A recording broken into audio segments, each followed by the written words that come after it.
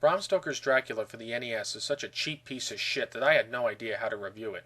First I considered reviewing the whole game, but then I decided against it because I couldn't fucking stand playing it the first time through. Then I considered doing a stupid boss battle segment because Christ knows this stinky yeast-infected twat of a game has enough of them. Unfortunately, half the boss battles are the same, so it'd be redundant and pointless to cover them. So finally I decided on a Levels from Hell segment, but I thought, which level? If I tried to do a Levels from Hell segment, I'd probably end up with 20 or 30 segments because I'd have to cover the whole fucking game. But then finally I thought, okay, why don't I do the last level, because that seems to epitomize everything that's wrong with this game. So think of this review as a combination Levels from Hell and stupid boss battle review rolled into one. Anyway, let's get into it. Levels from Hell, Bram Stoker's Dracula for the NES, the last level. First off, do you notice anything similar about this level and this level? Of course you do, because this game is so fucking cheap that it has to recycle level designs. Now this would be excusable if this game were Super Mario Bros. And it came out in 1985, but it didn't. It came out in 1993, almost a decade later. So why the fuck could they not make different looking backgrounds? And before some fucking wise ass comes along and says, oh, well, both levels are supposed to be Castle Dracula. No, the last battle in the movie took place outside Castle Dracula. So why in the fuck couldn't Psygnosis just make a level that looked like the outside of Castle Dracula? Was it that fucking hard? Or were these fucking assholes so under the gun and thought, oh, well, we'll just recycle another level. No one will fucking notice. Yeah, right, assholes. Like I'm fucking blind. I'm not gonna notice. Oh, but if you like that, you're gonna fucking love this. Apparently Jonathan Harker has a superpower. Wanna know what it is? His ass is so fucking powerful that it can smash through stone. That's right, Jonathan Harker has a superpowered ass. You hear that sound? That's Bram Stoker rolling around in his fucking grave. Oh my fuck. Out of all the stupid shit they could put in a video game, why that? Hell, if they fucking adapted Interview with the Vampire, would they have Lestat running around smashing through doors with his fucking dick? But I suppose I could live with all that dopey shit if they didn't bother to turn this level into a fucking maze. That's right, this fucking level is a maze. Oh, it doesn't look like one to begin with, but trust me, it's a fucking maze. Now you get to this one part here and you're probably wondering, where the fuck do I go? This platform is too high. How the fuck do I get up there? Do I levitate? Do I turn to fucking Alucard from Castlevania 3 and fly up there? Well, no, unfortunately not. To get the platform to come down, you have to find a secret passage and hit a lever. Well, that's just fucking great. Don't make it obvious or anything.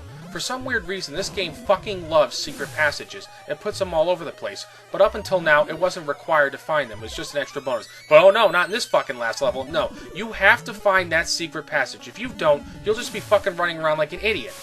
But then again, I feel like an idiot for playing this fucking game in the first place. And then there are these fucking annoying ghosts that pop out of nowhere. You think the Medusa heads in Castlevania are annoying? Well, at least they give you a 1-second warning before they hit you. But oh no, not these fucking ghosts. They just pop out of nowhere. And I swear, unless you remember where every single one of those fuckers are, you are going to get hit time and time again. So finally the platform descends and you can keep on going through the level. But if you think they're done fucking with you, let me tell you something. They haven't even started fucking with you. As if the shit they've thrown at you wasn't bad enough, now you gotta go jumping around like an idiot trying to avoid Dracula's brides. And guess what? You can't fight back against them. You literally have to stand there and jump around to avoid them. And this section is such a fucking time waster. I have no idea why the hell they put this in here in the first place. But even worse than that, you already had to go through this shit 5 other times. And the worst part of all is that this game won't let you skip these bitches unless you've beaten them already. So all you can do is just stand and jump around like an asshole until the game decides to let you continue. Now the level starts you out with 2 minutes and 44 seconds, but if you think about it, that's not really a lot of time, because first you have to find that secret area with the lever, then you have to go play leapfrog with the fucking bitches, and that wastes a whole lot of time.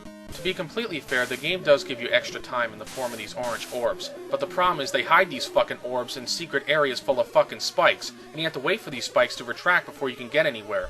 So to collect more time, you have to waste time, which makes for a lovely paradox, don't you think? Add to all that shit the fact that if you get killed, the timer does not reset. Plus, to make things annoying, they decide to hide these secret rooms in yet another maze. So unless you know exactly where you're going, you're gonna run out of time. But out of all the low-down shit this fucking level's already pulled, nothing can be as low as what it does here. It hides the fucking final boss in you. That's right, it hides Dracula in his secret passage, so unless you're psychic or you've already read a walkthrough, you will not find him.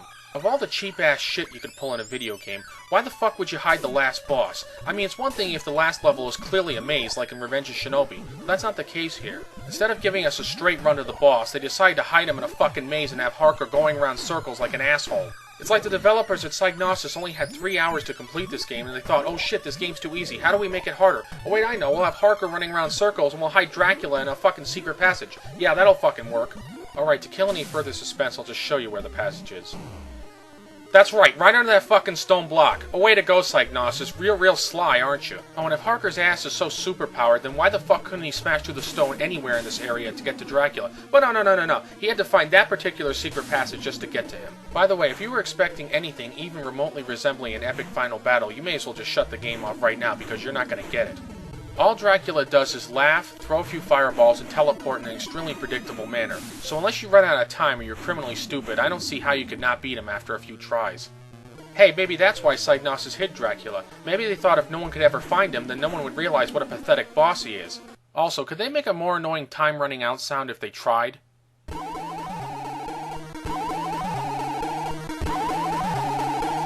Christ, it sounds like a fucking parakeet getting raped with a penny whistle.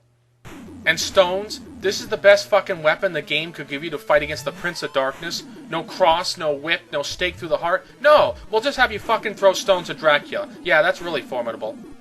And just like the level, the ending's no great shakes either. One lousy picture and a repeat of the book in the beginning with the word vanquished added to vampire. Way to go, Psygnosis. I'm gonna give you guys an A for effort. That is, if A means atrocious.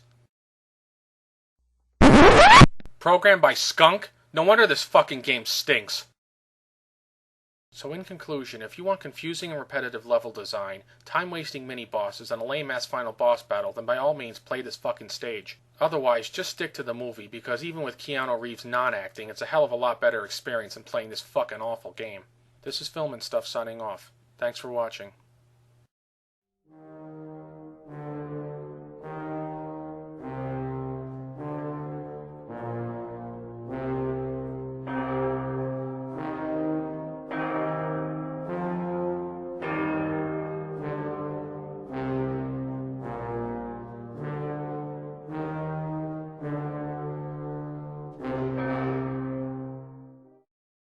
Programmed by Skunk? No wonder this fucking game stinks.